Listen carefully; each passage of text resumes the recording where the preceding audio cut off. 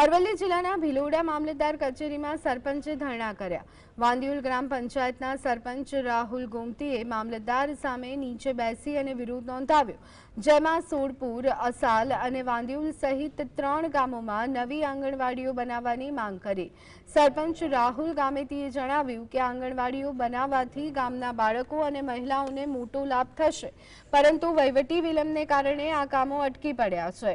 Meeting દરમિયાન આ ધરણાથી તણાવ વધ્યું, પરંતુ વહીવટી અધિકારીઓએ વાતચીત દ્વારા મુદ્દાને ઉકેલવાની કોશિશ કરી।